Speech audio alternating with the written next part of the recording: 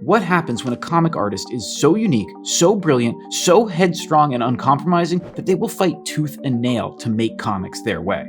Well, in the case of Darwyn Cooke, it means repeatedly being turned down by both Marvel and DC. It means pouring a beer on the head of the editor-in-chief of Marvel Comics. But it also means creating some of the greatest works in the history of American comics. So today, we're going to look at some of those comics, but before we do, we need to understand Darwyn Cooke's journey, because despite his immense talent, it took him nearly 18 years to get his first big break in the comic industry. And those 18 years are, in fact, the key to understanding what makes his work so incredible. So let's go back to the start of that journey. The year is 1982, and 20-year-old Darwyn Cooke is standing outside the Midtown Manhattan offices of DC Comics. Now, this was well before email, before even FedEx, so Cooke had flown to New York from Toronto to show his art to an editor at DC and try and land his first job in comics. He's nervous. He's already sweat through the cheap, too big suit he bought at the Salvation Army, because Cooke's journey to the DC offices had, in many ways, begun 7 years earlier, when he was bored out of his mind on a summer vacation and on a whim bought a Spider-Man comic. It turned out to be an issue of Stan Lee and John Romita at the peak of their powers, and it drilled a hole into the young Cooke's brain. While he had been drawing for fun his whole life, this comic became his obsession. He spent the rest of his summer vacation analyzing it, recreating every page with his magic markers. When he finally got back home, he was able to get a second comic, a Batman comic, which contained the story Night of the Stalker. This wasn't the Adam West Batman he knew from TV. It was a dark, gritty crime comic. Cooke was already a lover of old crime films and books, and it was at this point that it became clear to him what he would do with his life. He would become a comic artist. He took every art class he could in high school and went to college for graphic design,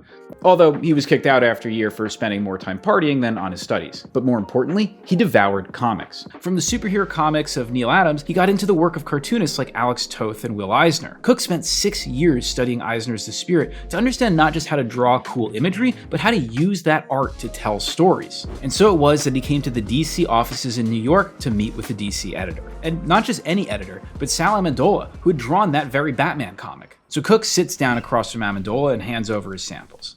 Amendola likes Cooke's samples, but Cooke, being a crime guy, had done a crime story. All at once, it dawns on Cooke that he's blown his shot. He brought a crime comic to a superhero company. But then, Julius Schwartz walked in. Schwartz is the biggest name among DC editors, already a living legend in 1982. Amendola turns to Schwartz and says, "Julie, look at this stuff. I think this kid's pretty good, but he doesn't draw the superheroes. What should we do with him?" Schwartz looks at Cooke's sample.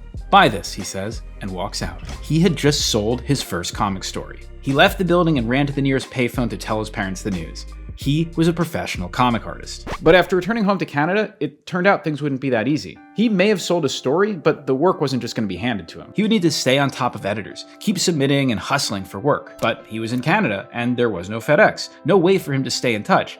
And the page rates at that time were so low that he couldn't afford to move to New York. He was stuck. And so, by the time his story ran in 1983, Cooke was tending bar in Toronto. He was only 21 years old, and already his dream of working in comics was behind him. But fate, and his unique brand of tenacity, was about to open a new door for him. Two of his regulars at the bar came in late one night. They were the directors of a music magazine, and their art director had just quit on them. This gave Cooke an idea. The next day, he bought a few copies of their magazine, and with a handful of markers and his year of graphic design education, he redesigned their entire magazine. The next time they came into the bar, he showed them his work. They liked what they saw, so Cooke went from being a bartender to being a magazine art director. He spent 4 years working on the music magazine before moving on to a fashion magazine, generally partying with rock stars and models and living the life. Soon, as he learned how to manage a business and a team, he went independent and opened up his own design studio.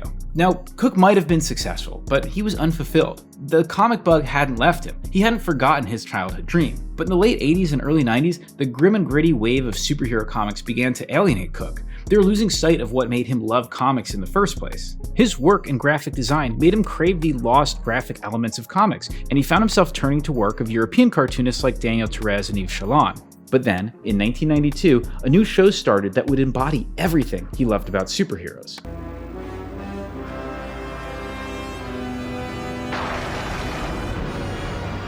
Batman the Animated Series encapsulated everything Cooke loved about Batman and comics. The show's creators, Bruce Timm and Paul Dini, along with a talented team of artists, were drawing on so many of Cooke's own influences, from Alex Toth to old crime films, and doing it all without resorting to sex and violence to sell. The show gave Cooke hope that maybe there was a place for his classic design-inspired approach to comics, and he decided to give it one more try to break in. He put together a pitch for a comic called Batman Ego. In his proposal, he blended the bold strokes of Toth, the storytelling of Will Eisner, film noir of the 40s, and created a proposal for a truly unique Batman story in which Bruce Wayne confronts the side of himself that is Batman. By 1994, his pitch was ready, and so he went to the Chicago Comic Convention to find someone in DC to show it to. Sadly, the convention would turn into a disaster. Now, Cooke could not have chosen a worse time to be a classic graphic stylist like Toth or Eisner. While the Batman show might reflect his sensibilities, the comic industry itself was wrapped up in the extreme 90s. The hot artists of the day were Rob Liefeld, Todd McFarlane, Travis Charest, and Jim Lee. No one had any use for a guy who laid his pages out in old-fashioned grids. He even found himself getting notes on his art from Whilce Portacio on how to fix his drawings so he could get a job at Image, which, and I love Portacio's work, is pretty hilarious in retrospect. Sadly, the convention was only about to get worse from here. Cooke managed to track down Archie Goodwin, who's an editor on Batman and another industry legend. Cooke showed Goodwin his Batman samples, and Goodwin thought they were nice, but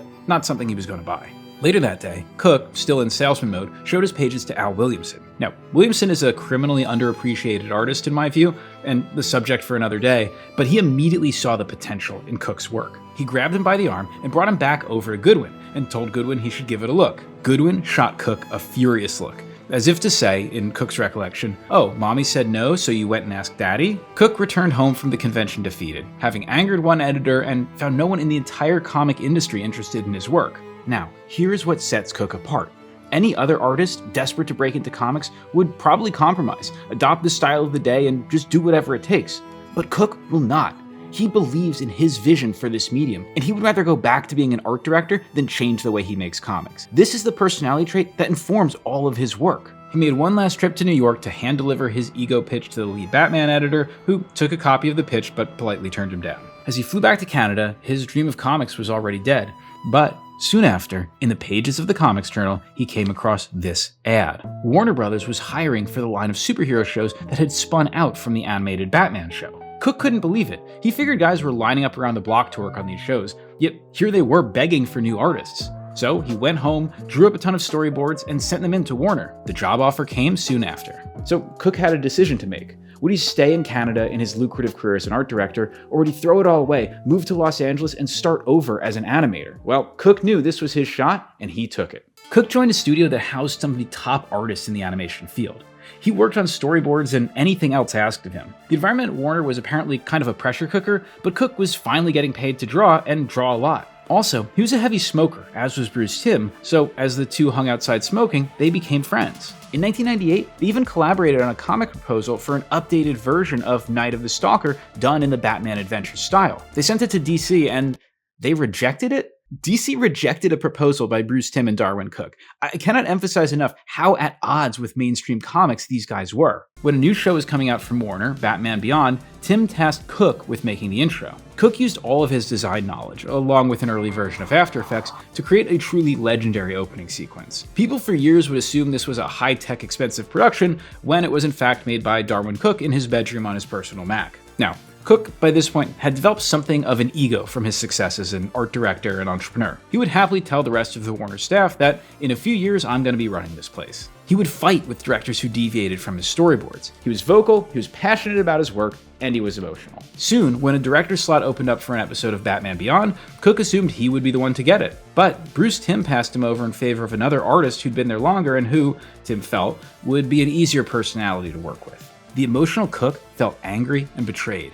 He cut off his relationship with Timm and quit Warner's to go work at their rival Sony, where he would direct a few episodes of their Men in Black show. But he soon realized his work at Sony was unfulfilling compared to the incredible environment he'd had at Warner's. Still, he had made it. In just a few years since entering the industry, he'd become a director and made a new career for himself. Except once again, everything was about to change. Let's move once more to the offices of DC Comics. Mark Chiarello, art director for DC Comics, was having coffee in the office of the editor of the Batman comics, where in the corner was a 4-foot-tall stack of submissions. Near the bottom of the stack was a black envelope that stood out against all the manila ones. For whatever reason, Chiarello decided to grab that black envelope and take it back to his office with him. What he found inside was a dusty 4-year-old pitch.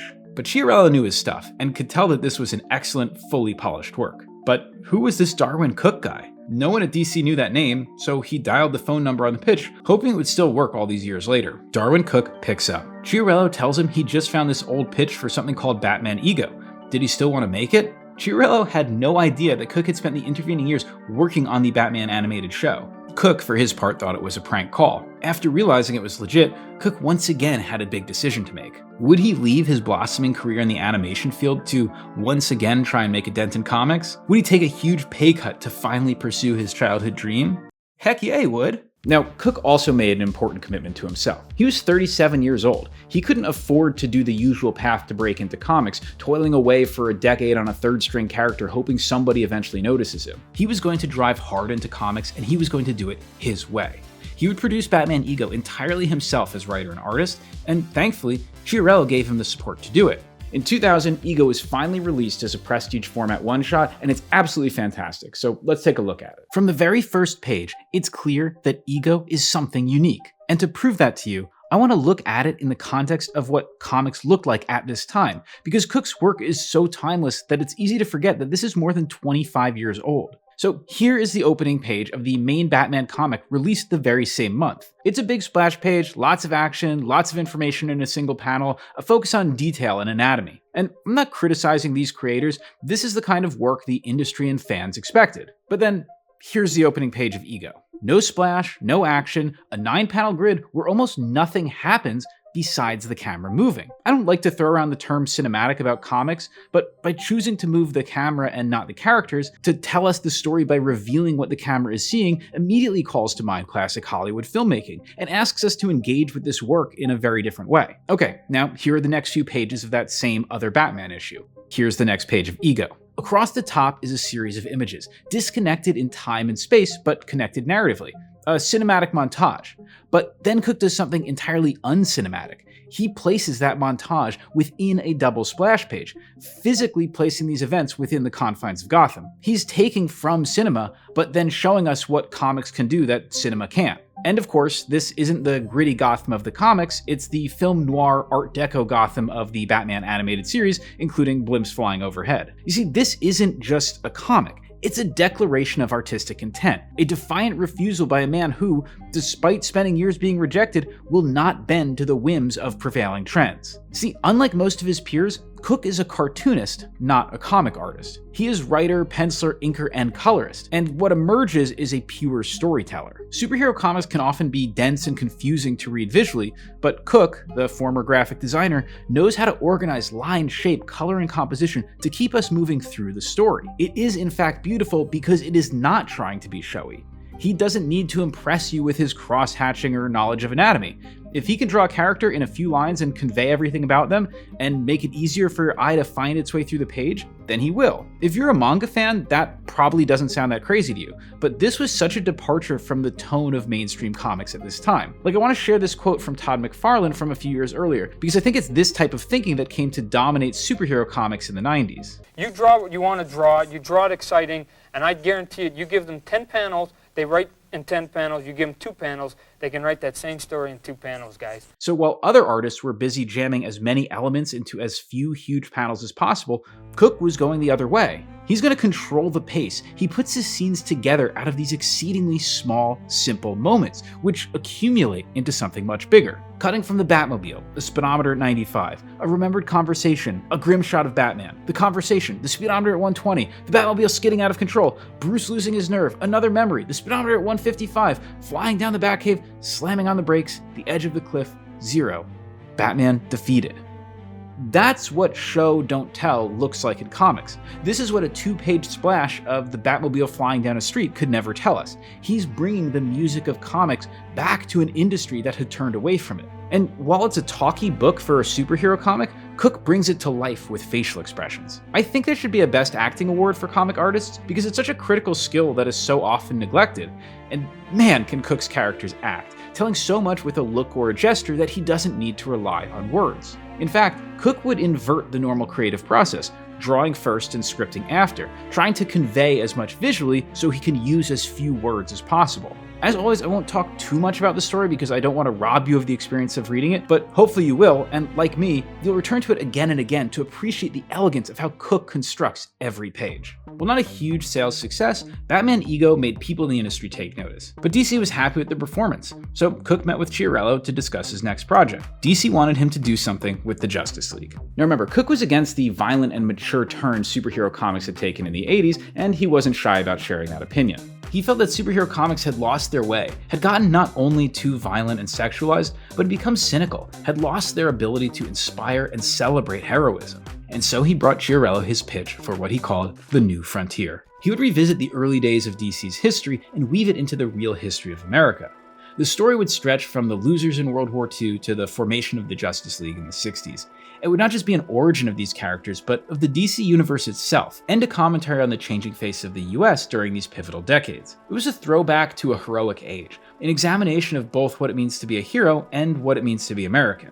It was a brilliant pitch, and it should have been an easy green light, but it wasn't. Every character Cooke wanted to use, and it was most of them, would need to be approved by the editor in charge of that title. The Flash editor had to approve everything with the Flash, the Superman editor had to approve everything with Superman. For the independent, hard-charging Cooke, it was a nightmare. The process dragged on. They made him bend and break his story to fit into DC's established timeline. They told him to take out Wonder Woman and replace her with Black Canary. Progress on the New Frontier slowed to a crawl and dragged on for years. Thankfully, because of the success of Batman Ego, Cooke had plenty of other opportunities to keep him busy in the meantime. Marvel had hired him to do some issues of X-Statix and a few other titles, and while they only have Cooke's version of these events, they also asked him to put together a pitch for an all-ages line of Marvel books. This in many ways was Cooke's dream, a chance to bring comic books back to kids, to use them to inspire the imagination of young people and bring a new generation of readers into the medium. Cooke put together a plan. He got artwork and pitches from tons of his peers and presented it all to Marvel. Then, he heard nothing back. A few months later, Marvel launched an all-ages line that looked to Cooke suspiciously like what he had pitched without including him or paying him anything. Later, when he ran into Marvel editor-in-chief Axel Alonso at a bar after a comic convention, he poured a Guinness over his head and said, "You know what this is for." He never worked at Marvel again. Thankfully, he still had DC. While his New Frontier pitch was stalled, he had met a young up-and-coming writer named Ed Brubaker. Brubaker had been bouncing around trying to make a name for himself, and when he saw Batman Ego, he fell in love with Cooke's artwork. The two met at a convention and bonded over their love of crime fiction, like Donald Westlake's Parker series, and classic comics. Brubaker had been hired by DC to write Catwoman, and he planned to turn the book into more of a crime book, and he wanted Cooke to draw it. Cooke said he would come on one condition. Now, Cooke had repeatedly said that too many comics were, and I quote, catering to 40-year-old perverts, and he wanted to redesign Catwoman, away from the skin-tight leather into a more realistic direction that even women readers might enjoy. So let's take a look at this again in context. Here is the issue of Catwoman immediately prior to Cooke and Brubaker taking over. And here's what they did. Cooke created one of the most drastic character redesigns in DC history, defining a new look for Catwoman that persists to this day. And the comic itself was such a vast departure from what had come before. I mean, just look at these side by side. Thankfully, they were doing all this before Reddit and Twitter, so they didn't have to hear what regular Catwoman readers thought about all this. Given that Cooke is working off of a writer's script, it lacks some of the elegance of his solo work. But still, this writer is Ed Brubaker, one of the great crime writers of our time, so it still rules. And you can grab this run in a DC compact for like $10, and it includes a Catwoman solo story that Cooke did that's even better, so definitely pick that up. Now, that's not to say it was all smooth sailing. Cooke and Brubaker would butt heads, as Cooke would frequently depart from Brubaker's script when he thought he could make the book better. The two would eventually have a falling out and stop speaking entirely. But Catwoman was a huge hit, putting Brubaker on the map as a writer and helping solidify Cooke's reputation. Now, while this was going on, Cooke was still trying to rework his New Frontier pitch and do something DC could approve. Eventually, the revised pitch made its way all the way up to Paul Levitz, DC's publisher. He called Cooke, confused, and said, "What happened to that wonderful story?" DC's editors had ruined what made New Frontier so special. So Levitz said, "Why don't you just ignore the continuity?" That's a nice idea, but a lot easier said than done. But Levitz had given Cooke the backup he needed. Cooke didn't care how many editors he pissed off, he was gonna do New Frontier his way. And Levitz went a step further in his support, advancing Cooke the money so he could focus all of his time on the New Frontier. And so he began on his opus. It was an ambitious project, a nearly 400-page graphic novel, serialized in 6 prestige format issues. It would take all of Cooke's knowledge of DC comic history, American history, cartooning, and illustration to create this. This is a big gamble for DC. A huge project from a single creative mind outside of the DC continuity, but using all of their biggest properties. So let's take a look at what makes this book so special. Now, I've spent a lot of time talking about how Cooke bucked trends by creating pages of small moments, of small panels, of building his stories with this precise control of rhythm and reader attention through dense and graphic page layouts. So of course, for this, his biggest work, he throws all of that away. Instead, he constructs almost the entire book with just 3 panels on every page, depriving himself of the very technique that had arguably set him apart from the big stuffed widescreen panels that had been dominating comics before he entered. Now, widescreen panels are very challenging to make work. While they tend to look really pretty to flip through on a shelf and can sell a lot of comics, they're often pretty monotonous and unenjoyable to read. The artist gives up their ability to pace a reader's eye across the page from left to right and loses so much of their ability to create that music of comics. But Cooke is a master of composition, and he'll employ just about every compositional technique to make his book work. Like right away when you open this comic, it feels big. It feels important.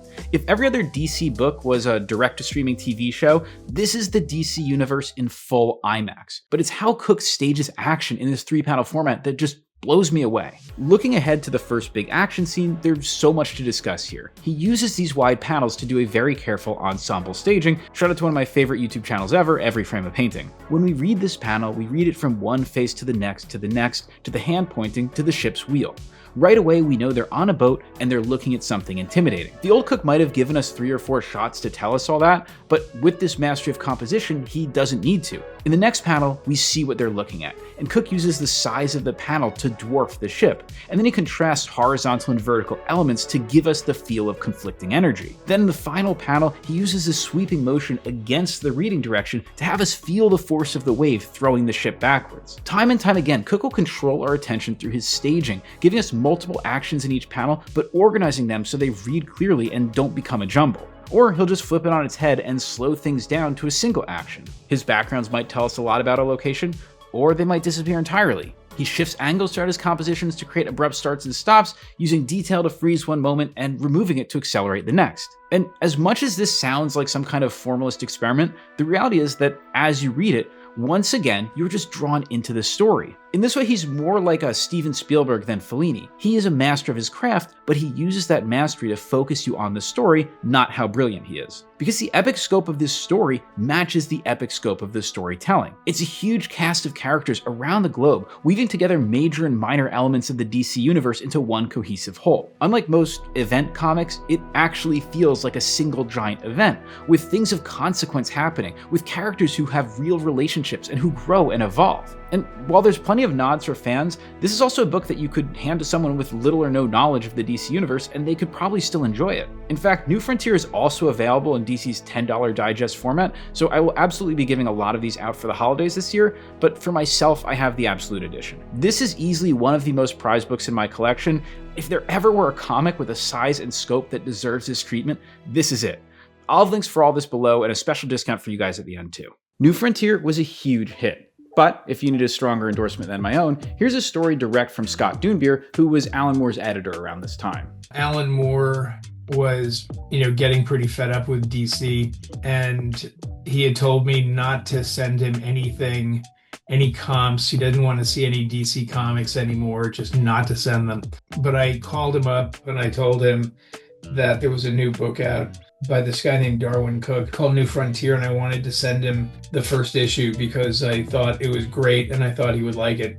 And so a couple of weeks later we spoke again, and he said in that very specific accent of his that he didn't want any more DC books, but I could send him books by Darwyn. And beyond the praise, Cooke soon found out that his old friends at Warner Animation would be adapting New Frontier into a standalone animated movie, in a way bringing his animation career full circle. Now, had Darwyn Cooke stopped here, he'd still be a legend, having created one of the great graphic novels in the superhero canon. But in fact, his best work was actually still ahead of him, so let's keep going. Cooke did a bit more work for DC, including the wonderful single-issue Solo, on the back cover of which he drew Slam Bradley walking away, to represent that he was finally done working for DC and ready to move on to a new phase of his career. But then he got the call. DC had gotten the rights to revive Will Eisner's The Spirit, and they wanted Cooke to write and draw it. Cooke debated. He wanted to be done with superheroes in DC, but Eisner was his hero, his master, and Cooke knew that if he turned this job down, they would just give it to someone else, and he wanted to see it done right. So he would do it himself. And also, since he'd fallen out with editor Mark Chiarello, who had edited most of his other DC work, DC needed to bring in a new editor to work with him, one who had something of a reputation for working with challenging creators. You met him earlier, Scott Dunbier. I mean, I don't necessarily think that these people are difficult. I think that they're very particular in what they want. But yeah, I have a reputation, or I did then anyway, for working with difficult people. Cooke and Dunbier would quickly become close friends, and The Spirit's an excellent comic. Cooke's artwork continues to evolve in new ways, and there's just so much traditional storytelling. In a way, it stands out because it is so regular, sort of like the original Spirit comics. It's a master doing work in a very conventional form, in this case, the monthly superhero comic. It's not flashy like New Frontier, it's just really, really solid comic books, and in that way it excels. But before we move on to Cooke's masterpiece, I want to pause for a minute and talk about his personality, because it was around this time that he started to develop a reputation within the industry. Darwyn definitely could be volatile. In 2007, Wizard magazine ran a long piece commenting on the many feuds and fights he'd had with other folks in the industry. His only comment on it was that he wished they had spoken to more of his friends, but admitted that he had grown up fighting and made no apologies for his confrontational behavior. The portrait of Cooke that emerges is someone who isn't afraid to speak his mind, whether ribbing his friends or antagonizing his peers. As I watch interview after interview, he names names and calls people out, whether they're peers or fans. Look, just because Frank quietly can't draw 10 pages a month, don't lay that on all of us. No, true. Look, kids, don't let anybody tell you different, okay? The reason these things don't get done in time is because they don't work on them. It's not because it's impossible. It's not because the guy's putting so much into it that it just can't be done, okay? They're just not working at speed. In the late 70s, all the comic fans decided to get into the business. They all were writing these comics for each other, not for a mass market, not for young people. And as they aged, the content aged to suit their needs. Maybe you'd like to see DC or Marvel change about the way they do business that would maybe make you want to come back. Yeah, I want them to stop catering to the perverted needs of 45-year-old men. I've been doing this 10 years. I've never had a book ship late because I didn't deliver. Right. I've had books ship late, right, but it's because Ethan Van Sciver can't get his shit together. I'm sorry, guys, but that's the truth, admit it. This outspoken emotional nature would lead to him falling out with many of his friends. He'd fallen out with Bruce Timm, he'd fallen out with Ed Brubaker, he'd fallen out with Mark Chiarello. There was a period where, we didn't talk for 6 months. At the same time, almost everybody seems to have some story of Cooke, from a convention where he's always the center of attention, lighting up the room, drinking and smoking, and making things fun. There always seemed to be that softer side to him as well. Even during his feud with Ed Brubaker, he still sent him encouraging notes on his work. In fact, when Brubaker did his comic Sleeper, it was Cooke who told him to just drop the superhero stuff and start doing crime, giving Brubaker the push he needed to make his masterpiece Criminal and begin a whole new phase of his career. And it seems that every time, even after a blow-up, he would mend fences. But then as soon as we saw each other after that, then, we just hugged it out and, it was like nothing had happened. Although not with Axel Alonso, he always seemed to hate him. And so many of his fights were about the quality of the work, about being uncompromising about his vision. Had Cooke been the kind of guy who wanted to make friends, Catwoman would still be wearing skin-tight leather. New Frontier wouldn't even exist. He was meticulous. He wanted the work to be as good as it could be. He was willing to listen to people who had a different view. But if he thought he was right, if he thought that what he was doing was the way it should be, he would fight for it. But soon, that personality would bring him into conflict with DC. After 8 issues of The Spirit, DC fired Scott Dunbier, and this put a strain on Cooke's relationship with the company. He was incredibly loyal as a person, when I left DC, he stood behind me. A lot of people did, but he stood really, really behind me. And, it's something I've never forgotten. It's something I never will. When the lawyers gave Cooke a bunch of notes on issue 10, he flat out refused to address them and said the editors could fix it themselves if they wanted. 2 issues later, Cooke was done with The Spirit and DC Comics entirely. But perhaps it was all for the best. We talked a lot, continued to talk a lot after I was gone from DC. And he said he had a dream project. This dream was an adaptation of Donald Westlake's Parker, the crime novels that had informed so much of his work on both Batman and Catwoman, that had shaped his whole approach to fiction. To do it, they would need to get the rights from Westlake, and that wasn't going to be easy. Westlake was notoriously tough to get rights from. While a number of Parker novels were adapted into movies, Westlake had never even allowed any of them to use the name Parker for the main character. For him, the only real Parker was the one in his novels. I tracked down his agent, and she gave me Westlake's email, and I sent Westlake some stuff that Darwyn had done, some cover comps and some examples of his work. And he sent me back this long email, which I wish to God I still had. But he sent me back this long email where he basically said that Parker is impossible to translate to a comic book or a graphic novel. It just wouldn't work. But this guy is obviously really talented. And once I saw that line at the very end, I thought, okay, I got him. I wrote him back and I said, would it be okay if Darwyn gave you a call? Because I knew that Darwyn would charm him. He would tell Westlake very sincerely how much Westlake's work meant to him, how much of the Parker stories meant to him personally.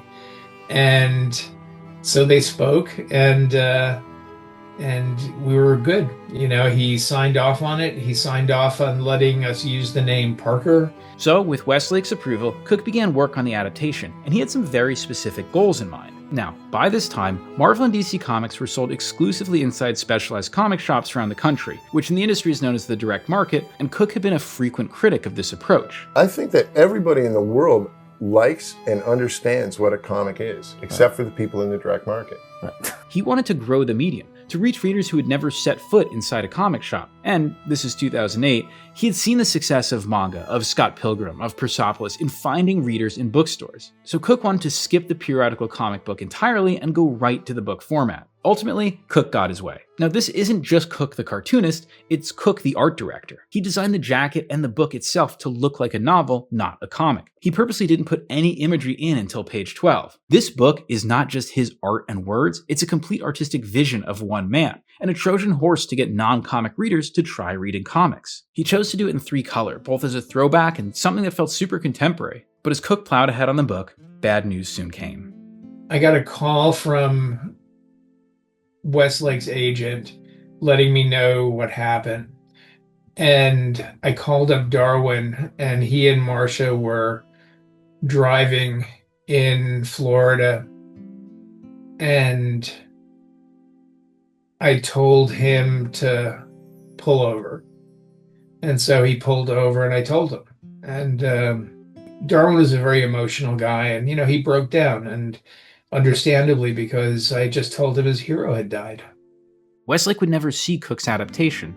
At the time of his death on vacation in Mexico, the finished Parker pages were lying unopened on his desk at home. The two men had planned the book as a collaboration and were scheduled to do a book tour together, but now this Parker book would be Cooke's memorial to his late hero. So before we move on to the release, let's actually take a look at this book, because it's one of my all-time favorites and kind of the reason I wanted to make this video in the first place. So, after all that work of trying to trick regular prose crime readers to pick up his book, how does he open it? With 14 pages with nearly no prose. I think any lesser cartoonist might have looked at Westlake's work, seen a prose master, and tried to keep as many of his words as possible. But Cooke, he takes the first line and then decides to translate almost the entire first chapter of the novel directly into images. Now that's a decision of an artist with immense self-confidence. See, to me, comics are at their best when the barrier between the part of our brain that looks at an image and the part of our brain that reads breaks down. When the images themselves become the characters of an alphabet that has been with humanity from before the time letters were invented. This merging is what happens with Parker. You may begin by looking at pictures, but before you know it, you are reading imagery. Let's look at how it's done. Like, Westlake has a paragraph describing the feelings of the women on the bridge who see Parker walk by their cars. Cooke tells us everything we need to know in 3 silent panels. Westlake then spends 2 paragraphs recounting Parker's interaction with a diner waitress. In 6 silent panels, Cooke gives us everything Westlake wrote, and arguably more. Cooke here has fully moved away from the Batman animated series style, creating the work in loose brushstrokes, oftentimes lines that are just as graphic as they are representational. You can feel the ease or looseness or aggression. It's like a jazz solo, wordless, but conveying so much more from the performer than words ever could. I'm confident at this point point, Cooke could have done an abstract painting and still conveyed the mood and feeling of Parker. Of course, Cooke isn't scared of words. He knows that he will need to slow you down, and so he gives you these pages with lots of prose, lots of words that will continue to engage that part of your brain as well. It's really masterful, yet again, at the same time, it's so commercial. Again, I have to compare Cooke to filmmakers, because this is like Goodfellas or something. A work of immense craft that also just goes down so easy that it's easy to not notice how good it is. Because this isn't just Cooke the writer or Cooke the artist. Cooke colored the book, he lettered the book, he designed the entire thing. This is one guy handing you a fully formed artistic statement. And on top of that, it's actually a great book to give someone who's not really into comics. Like, I love Watchmen, and I know that gets recommended a lot for new comic readers, but so much of Watchmen relies on Moore's great prose that I think a lot of people just engage with it as an illustrated novel, where Parker really forces anyone who picks it up to learn how to read imagery, and he's so good at it that it never feels like work. Of course, once again, I'm not talking about the story, because it's an adaptation of one of the great classic crime novels, so if that's at all your thing, this really is a must-own. Critics raved, the public embraced it, awards and accolades reigned in. You know, he was even invited to speak at the Smithsonian on Parker. That made him very proud, you know, to have the Smithsonian acknowledge his work like that. The books were a hit, and between the critical and commercial reactions and the fact that he just loved making them, Cooke would do 3 more Parker books in quick succession. For me, each book matches the quality of the first. Now, before we move on, once again I want to show you the books themselves because I think they belong on your shelf, and there's a lot of different formats. The original hardbacks are great because you can see Cooke's personal vision for the book, but there's also a single volume paperback if you just want to read all the stories in convenient format. Of course, I'm partial to these huge Martini editions, which are even bigger than the Absolute New Frontier. The first Martini edition was out of print for an eternity and finally came back into print recently, and I was able to get one. So if it's in stock when you're watching this and you like this sort of thing, I really recommend you pick it up. My friends at Walt's have even created a discounted bundle if you want to get all 3 of these big books together, so you can scan here or check out the link below. After 4 Parker books, Cooke took a break to recharge his energies by returning to DC, where he'd mended fences with his old editor Mark Chiarello and tackled some controversial Watchmen prequels and a couple of other projects. But after his recharge, he was ready to return to Parker. And that was going to be Butcher's Moon, which was Darwyn's favorite Parker novel. But just as things were ramping up, Doonbeer's phone rang. He and Marcia call me up, and they ask me where I am, and I said I'm driving, and they say pull over. And it was ironic because it was very similar to when I called him about Westlake, and then he told me, you know, that he had lung cancer and it was bad, and you know, that was it. You know, 4 months later he was gone. It came as a blow to his fans, came as a blow to those of us who knew and loved him. It was a rough time. Cooke's entire career in the comic industry lasted just over 15 years, and in many ways, it seemed like he was just getting started. He had several different ideas for creator-owned projects. There was one in particular that he was going to work on that I was very excited by. It was a great story. It was beautiful. I'm sorry, I can't read it. A friend of mine once referred to so many cartoonists as masters without a masterpiece, and that rings true for me. For an industry filled with brilliant creators, forces so often seem to conspire against them from producing that one perfect work. But Cooke was unstoppable, not only a master of the medium, but a man who was willing to fight for his vision. It took him 18 years to break into the industry, but in the brief period he got to work in the field of comics, he produced a body of work as uncompromised and uncompromising as he was. Thank you guys so much for watching. Big thanks go out to Scott Doonbeer, who took the time to talk to me, as well as Mark Chiarello, who corresponded with me over email. Also, huge thanks to all of you who signed up for my new Patreon. My sponsor fell through for this video, so it was really helpful and came just in time. And if you want to check that out, I'll put a link for that as well below. I should mention that since leaving IDW, Doonbeer has started his own company to produce premium books called Act 4. And one of his first projects has been to create an oversized Spirit collection, which is currently up for pre-order, and I'm sure will look lovely on your shelf next to the Absolute New Frontier and Parker Martini editions. Sorry guys, if you like big books like I do, this video might have gotten pretty expensive.